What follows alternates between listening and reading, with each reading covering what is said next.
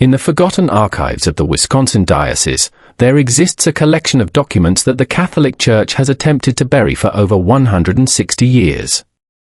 These papers detail the systematic disappearance of 23 nuns from St. Mary's Convent near Lake Michigan between 1854 and 1862. Church officials have dismissed these records as administrative errors and misinterpretations. But the testimony of 3 separate diocesan inspectors, along with a cache of private correspondence recently discovered in a sealed wall cavity during renovations, tells a story so horrific that even hardened historians have questioned whether such evil could truly exist within hallowed walls.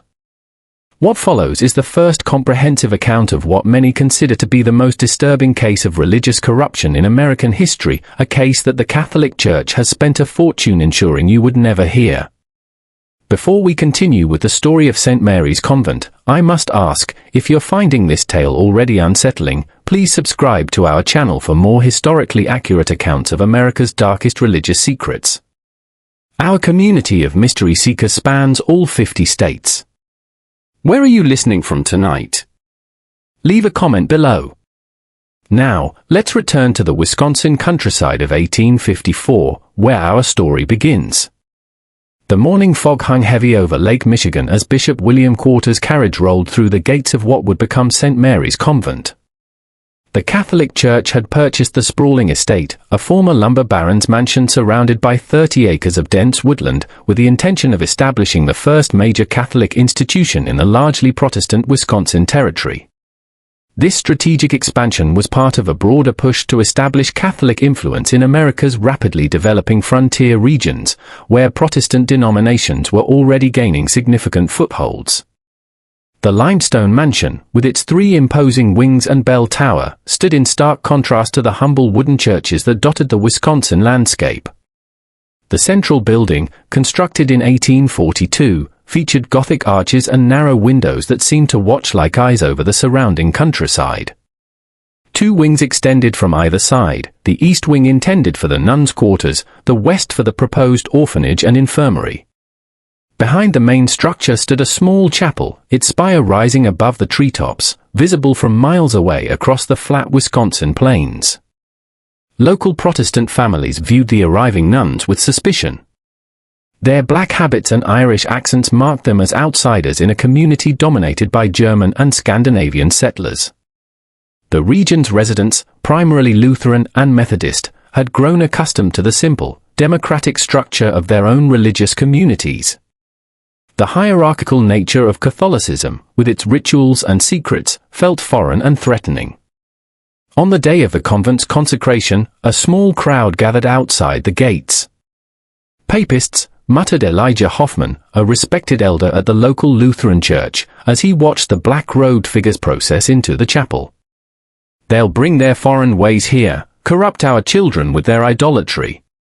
His companion, Wilhelm Schmidt, nodded grimly. "My grandfather fled Germany to escape the Catholics' persecution.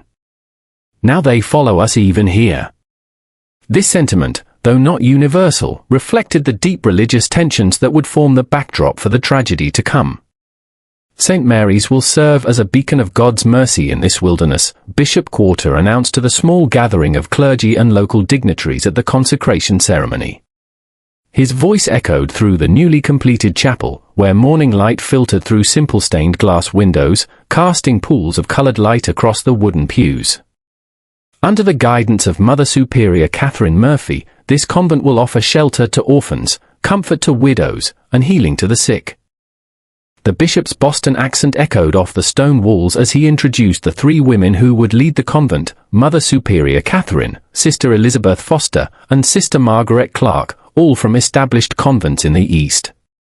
Mother Superior Catherine stood tall and imposing in her crisp black habit, her sharp features and penetrating gaze commanding instant respect. At 42, she carried herself with the confidence of a woman accustomed to authority. Her hands, when raised in prayer, were elegant but strong, hands that looked equally capable of comforting a child or disciplining a wayward novice. Those who met her often commented on her eyes, an unusual pale blue that seemed to see through pretense. "Mother Catherine comes to us with the highest recommendations," the bishop continued. Her work at St. Augustine's in Boston has prepared her well for the challenges of frontier religious life. Sister Elizabeth, 38, with her perpetual smile and soft voice, would oversee the orphanage. Plump and maternal, with rosy cheeks and gentle hands, she seemed perfectly suited to care for abandoned children. When she spoke, it was always with a slight hesitation, as if carefully considering each word, a trait that many initially interpreted as thoughtfulness rather than calculation. Sister Margaret, 35, with her extensive knowledge of herbal remedies, would establish the infirmary. Tall and thin, with a serious demeanor and nimble fingers, she carried herself with the precision of someone who measured medicines by the drop. Her dark eyes missed nothing, and her knowledge of both traditional and modern medical practices had impressed physicians in Boston and New York. 20 younger nuns, most in their 20s and newly arrived from Ireland, completed the founding community. They stood in a perfect line, habits crisp, heads bowed in appropriate humility, as Bishop Quarter blessed each by name. Sister Agnes O'Connor, Sister Bernadette Walsh, Sister Teresa Donovan, Sister Mary Collins, young women who had left behind family and homeland to serve God in a strange new country.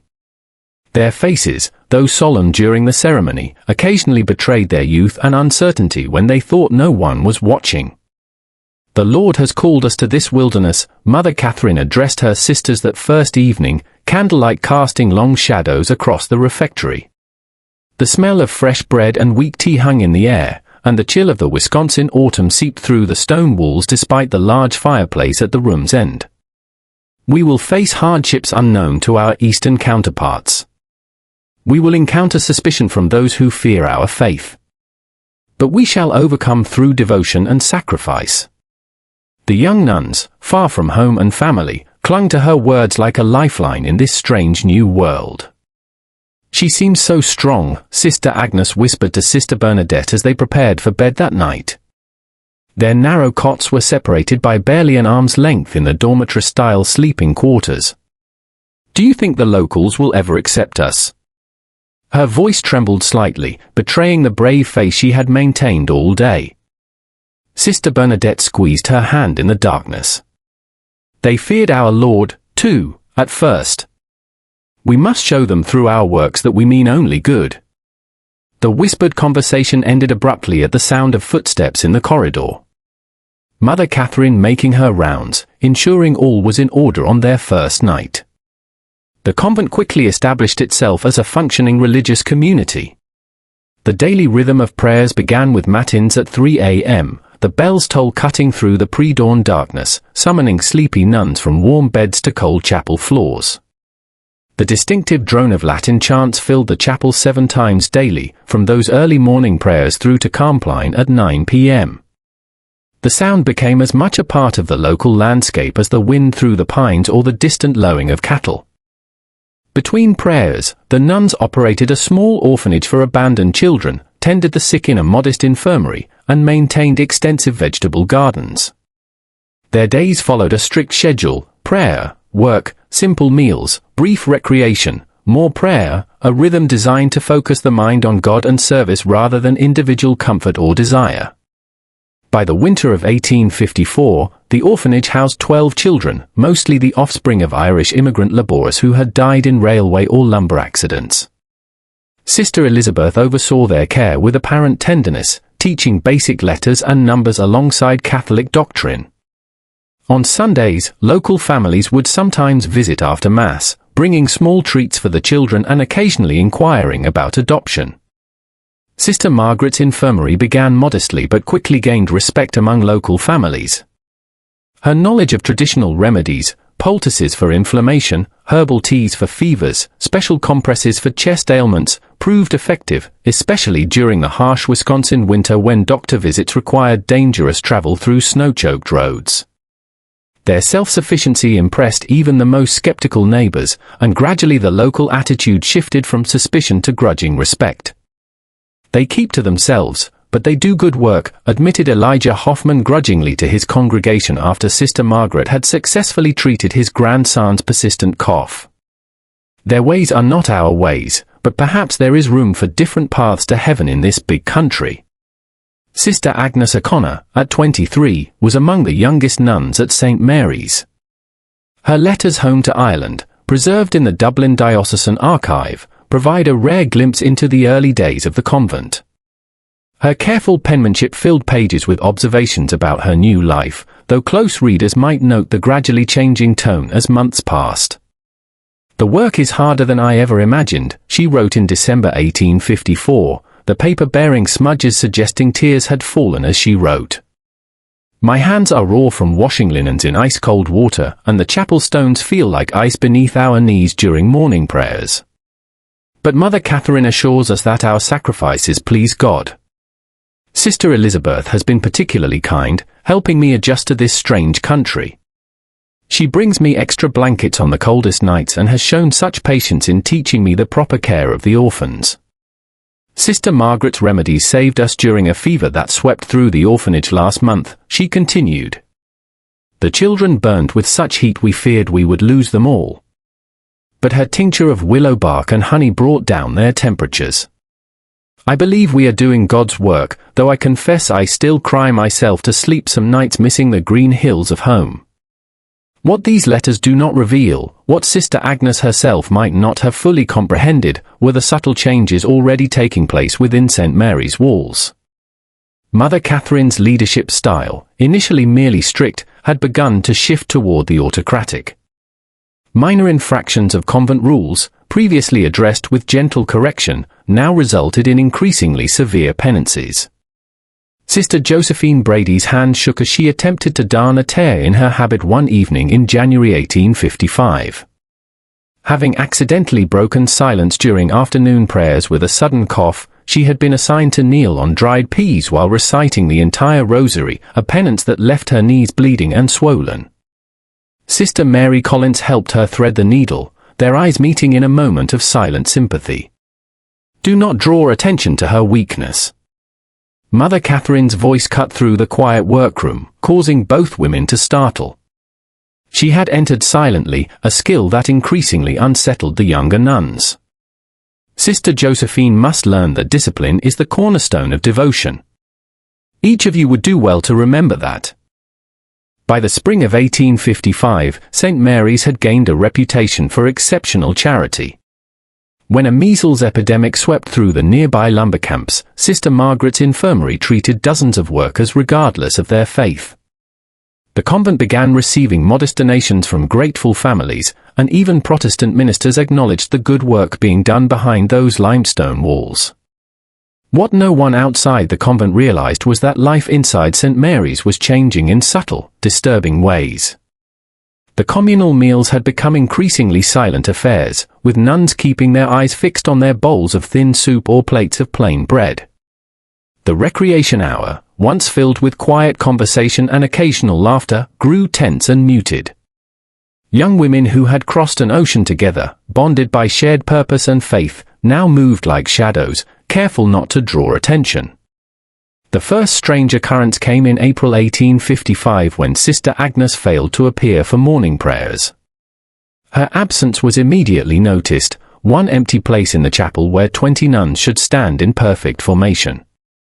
The other sisters exchanged quick, concerned glances as Mother Catherine entered, her expression unreadable in the dim candlelight. "Sister Agnes has been called to assist at our mission in Minnesota," Mother Catherine announced to the bewildered community at breakfast. Her tone brooking no questions. Her departure was sudden, as such callings often are. "We shall all pray for her success in this new endeavor." Sister Bernadette's spoon clattered against her bowl. "But Mother, she said nothing to me." And she fell silent as Mother Catherine's pale eyes fixed on her face. "Are you suggesting, Sister Bernadette, that a bride of Christ requires permission from her fellows rather than her superiors before answering God's call?" The question hung in the air like frost. "No, Mother. Forgive me." Sister Bernadette lowered her eyes to her cooling porridge. No one had seen Sister Agnes pack or leave, and she had mentioned nothing of a transfer in her letters home. But in the strict hierarchy of convent life, no one dared question Mother Superior's explanation further. That evening in the dormitory, several nuns noticed Sister Agnes' few possessions: her prayer book, the small wooden rosary her mother had given her, the extra woolen stockings for Wisconsin winters, were gone, as if she had indeed packed and departed. But Sister Mary Collins, whose cot had been beside Agnes, whispered to Sister Teresa Donovan during their brief moments alone in the garden, her cloak still hung on its peg. Would she have left without it? In April? In Minnesota?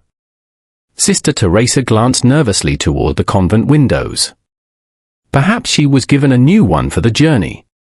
We should not speculate, Sister. 3 months later, Sister Bernadette Walsh vanished in similar fashion. The bishop has requested Sister Bernadette's assistance with a delicate matter in Chicago, Mother Catherine explained. She left before dawn to catch the early train. Again, no farewell, no warning, just an empty cell and a hastily provided explanation. This time, Sister Elizabeth elaborated during the nuns' work period. Sister Bernadette showed such skill with the orphans that the bishop has requested she help establish proper procedures at the new foundling home in Chicago. Her voice carried the appropriate mix of pride and pious acceptance, but Sister Mary noticed that her usually warm eyes remained cold as she spoke. By the winter of 1855, 3 more nuns had transferred to distant missions. Each departure followed the same pattern. A young nun, usually one who had drawn attention for her beauty or gentle nature, would simply fail to appear one morning. Mother Catherine would announce her reassignment, always to a location too distant for easy verification. Letters sent by worried families to these supposed new assignments would return months later with brief, oddly formal responses that provided few details of their new lives. The responses, when examined years later by handwriting experts, would all be identified as written by the same person, not the missing nuns themselves. Sister Teresa Donovan was one of the few who dared voice concerns. Tall and strong from years of farm work before taking her vows, with a directness unusual in convent life, she had already drawn Mother Catherine's disapproval for questioning the increasing severity of penances assigned to younger nuns. It seemed strange that Rome would request so many transfers without proper documentation, she whispered to Sister Mary Collins as they worked in the garden in the summer of 1856, their fingers stained with soil as they harvested early carrots. The garden had expanded that year, with a new section dedicated to medicinal herbs that Sister Margaret tended personally behind a high fence that none but she and Mother Catherine could enter. And have you noticed it's always the youngest and prettiest who are called away?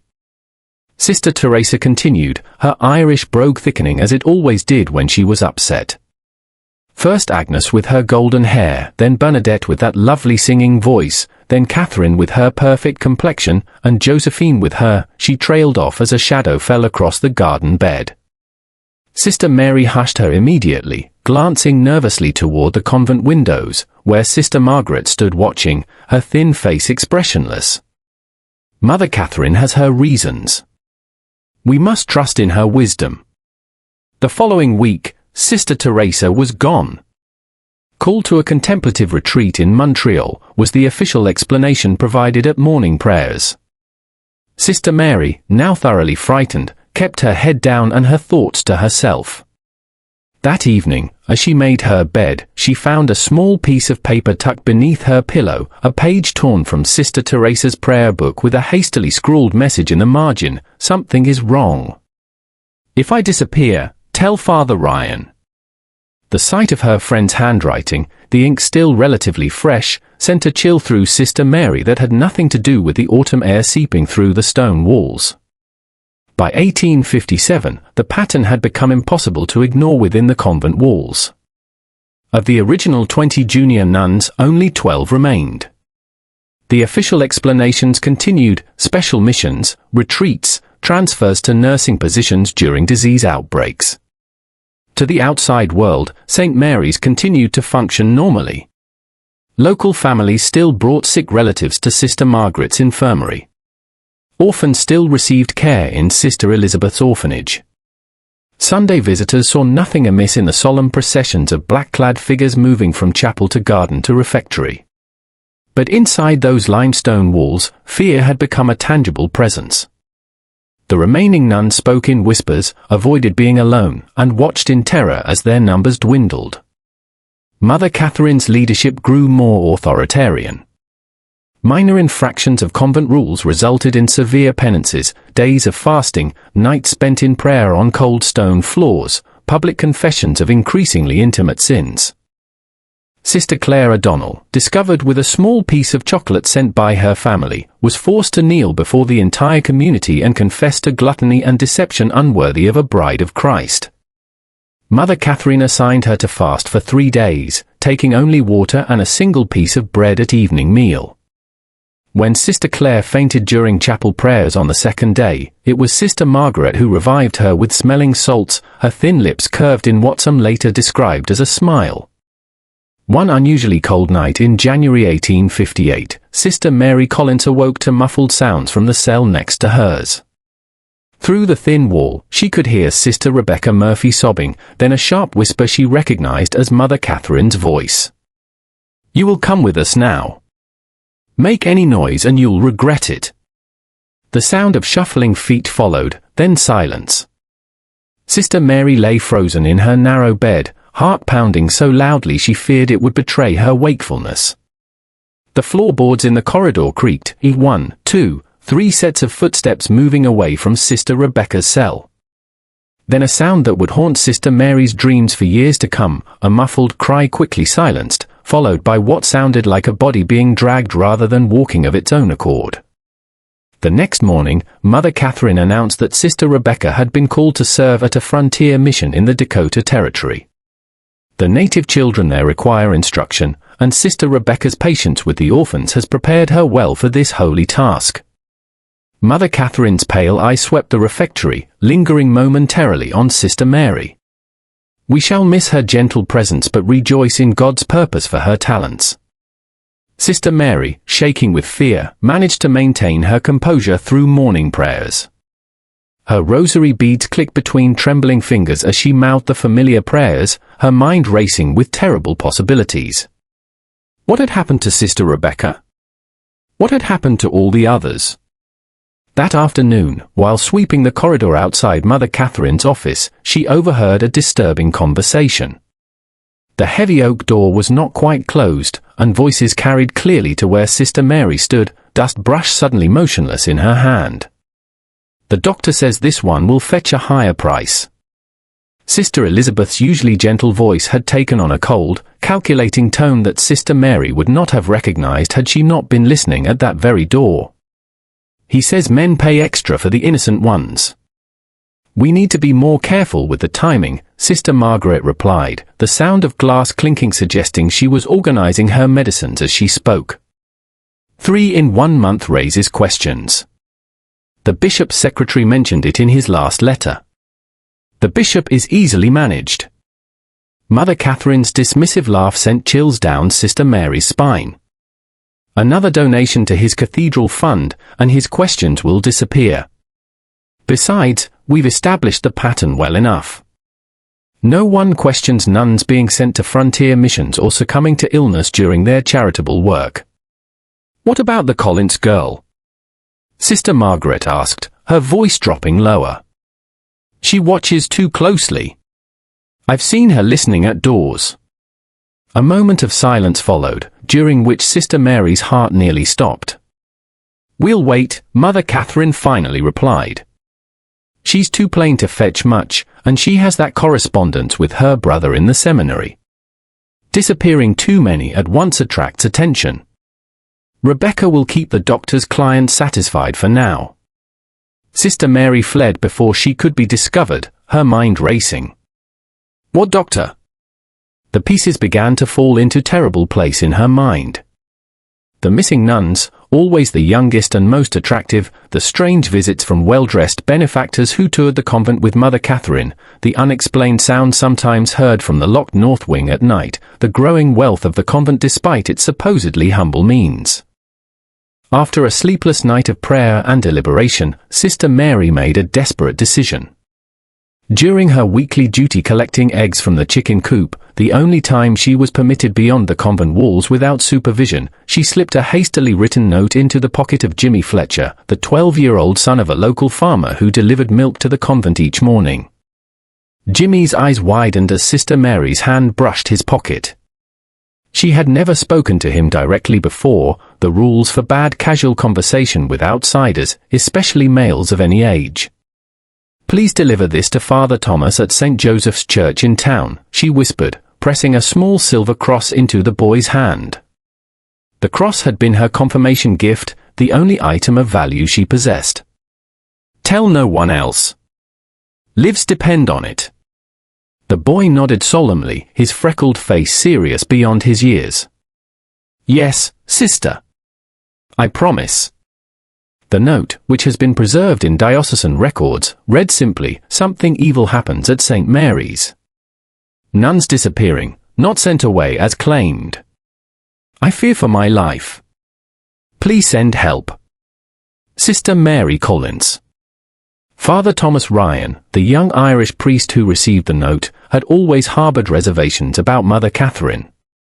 During his monthly visits to offer Mass at the convent, he had noticed the dwindling number of nuns and found Mother Catherine's explanations vague and inconsistent. But as a mere parish priest, he had limited authority to question a Mother Superior. Father Ryan paced his small study, the worn floorboards creaking beneath his feet as he read and reread Sister Mary's desperate message. The silver cross lay heavy in his palm. He recognized it as the type given to young women at confirmation, not something a nun would part with lightly. The urgency of the message, combined with his own growing concerns, demanded action. But what action could he take against a Mother Superior, especially one as well connected as Catherine Murphy? Rather than confronting Mother Catherine directly, Father Ryan traveled to Milwaukee to speak with his superior, Bishop John Henney. The journey took a full day by horseback, the late winter roads alternating between ice and mud. He arrived at the bishop's residence with his cassock spattered and his resolve firm.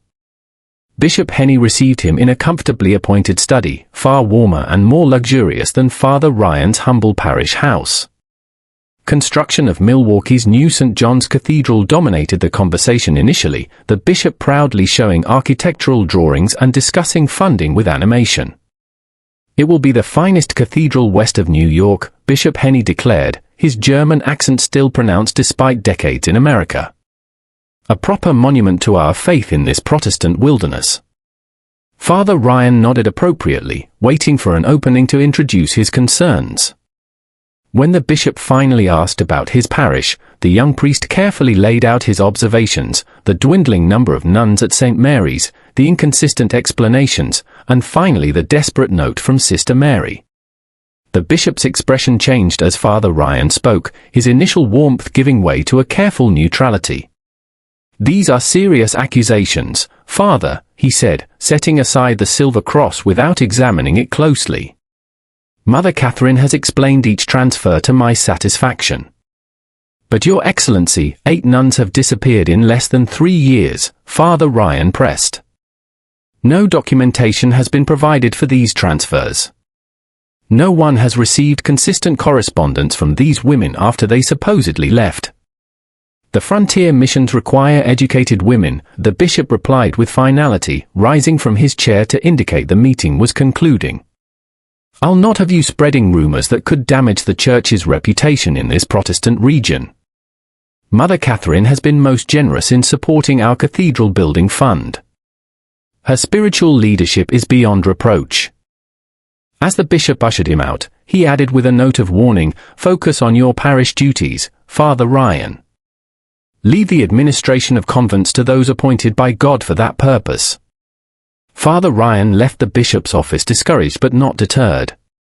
If the proper channels would not address his concerns, he would need to find another way to investigate the mysterious disappearances at St. Mary's. The opportunity came in March 1858 when Bishop Henney assigned Father Ryan to collect the annual financial reports from parishes and religious institutions throughout the diocese. This official capacity gave him legitimate reason to examine St. Mary's records and perhaps find evidence of what had happened to the missing nuns. The March winds cut through Father Ryan's heavy coat as his horse-drawn buggy approached St. Mary's. The convent looked different somehow, the gardens more neglected, the windows darker, despite the mild spring weather that should have brought the nuns outdoors for their work.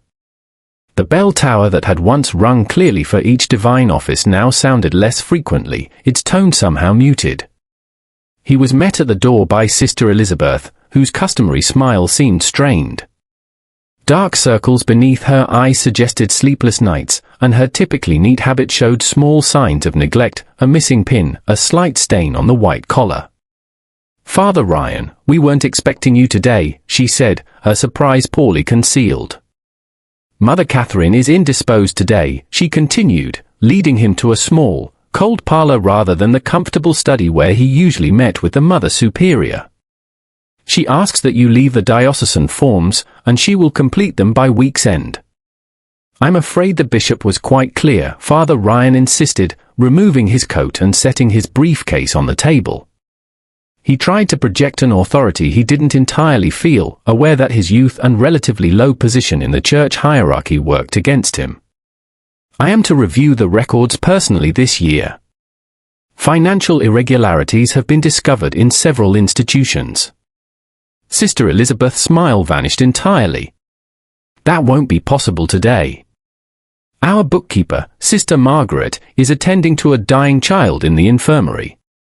"Then I shall wait," Father Ryan said, settling more firmly in his chair.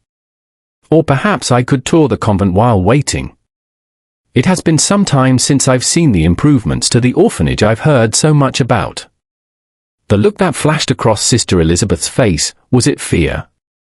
Anger vanished quickly. "As you wish, Father, though I must ask you to avoid the north wing. We have several cases of influenza there and would not want you exposed." The north wing, where Father Ryan had never been permitted to enter, ostensibly because it contained the nuns' private quarters. His suspicion deepened. The tour revealed a convent functioning far below its reported capacity. Where were the 20 orphans mentioned in Mother Catherine's reports to the diocese? Father Ryan counted only 7 children, all looking thin and frightened. When he attempted to speak with a small girl sweeping the dormitory floor, Sister Elizabeth quickly intervened, sending the child away on an errand. The infirmary, supposedly caring for dozens of local residents, contained only 3 elderly patients, none showing signs of the reported influenza. Sister Margaret was nowhere to be seen despite her supposed attendance on a dying child. Most disturbing was the clear reduction in nuns. Father Ryan had offered Mass at St. Mary's just 3 months earlier and recalled at least 15 nuns in attendance. Today he counted only 8, including Sister Elizabeth. When he inquired about specific nuns he remembered, Sister Rebecca, Sister Josephine, Sister Claire, he received the same vague responses about transfers and special missions. "And Sister Mary Collins?" he asked casually as they passed the laundry room, where 2 nuns worked silently at large wash tubs, steam rising around their reddened hands. Sister Elizabeth's step faltered slightly. "Sister Mary has been assigned to our mission in St. Louis. She left just last week. Her experience with the orphans made her particularly suited to the work there." Father Ryan nodded, hiding his alarm. The author of the desperate note was now among the disappeared. His suspicions now fully aroused, he requested to see the convent's chapel before departing. The chapel, once immaculate, showed subtle signs of neglect, dust on the altar rails, unpolished candlesticks, wilting flowers that should have been replaced. The sacred space that had once housed 23 nuns in prayer now felt hollow, as if the very stone sensed the wrongness that had infiltrated St. Mary's. While Sister Elizabeth was momentarily distracted by a message from a novice, Father Ryan slipped through a side door he knew led to the residential wing. The corridor was eerily silent for mid-afternoon. Many of the cells stood empty, personal items gone, as if their occupants had indeed departed. As he turned to leave, a barely audible sound caught his attention, something between a whimper and a moan coming from behind a heavy wooden door at the end of the corridor. The door, unlike the others, had a substantial iron lock. Father Ryan approached cautiously, listening intently. The sound came again, definitely human, definitely distressed. "Is someone there?" he whispered through the keyhole. "Do you need help?" A moment of silence, then a hoarse female voice, "Father? Father, is that you? Please help us. Please." Before he could respond, the unmistakable voice of Mother Catherine rang out behind him. "Father Ryan, this area is strictly cloistered. Your presence here is most inappropriate." He turned to find Mother Catherine, flanked by Sister Margaret and a large man he didn't recognize, not dressed as clergy or medical personnel, but in the rough clothing of a laborer, with arms thick as tree trunks and a face set in a threatening scowl. "Forgive me, Mother," Father Ryan managed, struggling to keep his voice steady. "I became turned around after visiting the chapel." Mother Catherine's pale eyes assessed him coldly. She had lost weight since he'd last seen her, her habit hanging loosely on her frame, but her authority seemed only to have intensified. "This wing houses sisters under special spiritual direction. Their seclusion is essential to their devotional practice." "I heard someone calling for help," Father Ryan countered, gathering his courage. "You heard, Sister," and in the midst of her spiritual exercises, Sister Margaret interjected smoothly. "Some of our more dedicated sisters practice mortification of the flesh. Their cries can be misinterpreted by those unfamiliar with advanced devotional practices. Mr. Callahan will show you out." Mother Catherine nodded to the burly man. "We will send the financial reports to Milwaukee by week's end." The man named Callahan stepped forward, his posture suggesting he was accustomed to enforcing Mother Catherine's will through means not entirely spiritual. "This way, Father," he said, his voice carrying a hint of menace beneath the forced politeness. As the man gripped his arm with unnecessary force, Father Ryan caught one last glimpse of the locked door. Who had spoken to him? What did she mean by us? How many women were being held behind that door? The moment his buggy cleared the convent gates, Father Ryan whipped his horse into a gallop, his mind racing faster than the animal's hooves. The voice, the locked door, the missing nuns, the frightened children, the intimidating presence of the man called Callahan, all pointed to something sinister occurring at St. Mary's. This was beyond his authority as a parish priest. He needed official intervention. Bypassing Bishop Henny, whom he now suspected of either complicity or willful ignorance, Father Ryan sent an urgent telegram to Archbishop John Hughes in New York, grave concerns regarding St. Mary's Convent, Wisconsin. Suspicious disappearances of multiple nuns, evidence of imprisonment, possible danger to remaining sisters. Request immediate diocesan investigation. Local bishop unresponsive. Father Thomas Ryan, St. Joseph's Parish. If you're feeling a chill down your spine as our story unfolds, you're not alone. Our community of mystery seekers often reports physical reactions to these dark historical accounts. Take a moment to like this video and share it with someone who appreciates true historical mysteries. Your engagement helps us continue uncovering America's hidden secrets. Now, as we return to 1858, a storm is brewing over St. Mary's Convent that will reveal horrors beyond imagination. Archbishop Hughes, known for his no-nonsense approach to diocesan management, responded swiftly. Rather than alerting Bishop Henny, he dispatched his personal secretary, Monsignor Patrick Kelly, to conduct a surprise inspection of St. Mary's. Monsignor Kelly arrived unannounced at the convent gates on April 17, 1858, accompanied by Father Ryan and two senior priests from neighboring parishes. The spring day dawned clear and mild, the kind of day that typically filled Wisconsin farmers with hope for the coming planting season. But as the clerical party approached St. Mary's, a sense of foreboding seemed to hang over the limestone buildings. Ravens circled the bell tower, their harsh cries breaking the morning stillness. The reception they received spoke volumes. Mother Catherine, usually composed and commanding, appeared flustered by their arrival, her pale face flushed with what might have been anger or fear as she recognized Monsignor Kelly's official robes and the sealed documents he carried. The convent itself seemed in disarray, with nuns scurrying about in what appeared to be panicked activity.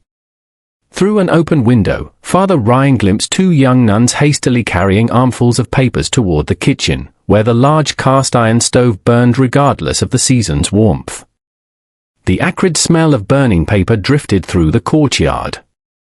"This is most irregular, Monsignor," Mother Catherine protested as the clerical party entered the main hall. Her voice, usually controlled and melodious, had taken on a brittle edge. "We have protocols for official visitations. Bishop Henny always sends word weeks in advance. Which is precisely why Archbishop Hughes instructed me to forego such notification," Monsignor Kelly replied coolly. In his 50s, with silver hair and the weathered face of a man who had seen both war and peace, the Monsignor projected an authority that even Mother Catherine seemed unable to challenge directly. "I have here a letter bearing the Archbishop's seal, authorizing a complete inspection of this institution, its records, and all its residents. I trust you will cooperate fully." Mother Catherine's eyes darted briefly to Sister Margaret, who stood half-hidden in a doorway, her thin face unreadable. Some silent communication seemed to pass between them before Mother Catherine turned back to Monsignor Kelly with a forced smile. "Of course, Monsignor. St. Mary's has nothing to hide. However, I must insist that you respect the enclosure of our cloistered sisters. Some are engaged in spiritual exercises that must not be interrupted. My authority extends to all areas of this convent, Mother Catherine," Monsignor Kelly replied, unfolding the Archbishop's letter and holding it before her. "No exceptions." What followed was a day-long investigation that would later be described in Monsignor Kelly's 40-page report as unveiling a tableau of horrors unprecedented in the modern church. The inspection team split up, with Father Ryan leading Monsignor Kelly directly to the locked door in the residential wing while the other priests began interviewing the visible nuns and examining financial records. As they approached the north wing, they encountered Sister Elizabeth blocking the corridor, her usually pleasant face set in uncharacteristic determination. "Mother Catherine has forbidden entrance to this area, Monsignor. We have sisters in spiritual retreat." "Sister Elizabeth," Monsignor Kelly said gently but firmly, "I speak with the authority of Archbishop Hughes. Open the door or I shall be forced to consider you in violation of your vow of obedience." Sister Elizabeth's composure cracked slightly. "You don't understand what you're doing," she whispered, her voice suddenly desperate. "He will be most displeased." "He?" Father Ryan questioned. "Do you mean Bishop Henny?" Sister Elizabeth merely shook her head, eyes darting nervously toward the windows as if expecting someone to appear. After a moment's hesitation, she stepped aside. The locked door, when finally opened under threat of ecclesiastical censure, revealed a shocking scene. 5 nuns, including the missing Sister Rebecca, were confined in what had once been a storage room. The space, perhaps 15 feet square, contained only a chamber pot in the corner and thin pallets on the floor. The single high window had been boarded over, leaving the room in near darkness save for the light now streaming through the open door. The women were pale, malnourished, and showed signs of physical abuse. Their habits were torn and soiled, their faces gaunt with hunger and fear. One, later identified as Sister Josephine Brady, was heavily pregnant, her swollen belly incongruous against her thin limbs. The stench of unwashed bodies and human waste was overwhelming. Father Ryan turned aside momentarily, fighting nausea, while Monsignor Kelly crossed himself in horror. "In the name of all that's holy," the Monsignor whispered. "What has happened here?" Sister Rebecca, once robust and quick to smile, now a skeletal figure with hollow eyes, struggled to her feet. "Father Ryan," she managed, her voice cracked from disuse or screaming, "you came back." "They're preparing us," she whispered as Father Ryan helped her to a chair hastily brought from the corridor. "For the doctor." "For the house in Chicago." "What doctor?" Monsignor Kelly asked gently, kneeling beside her despite his age and dignity. "What house in Chicago?" "Dr. Matthews," Sister Rebecca replied, her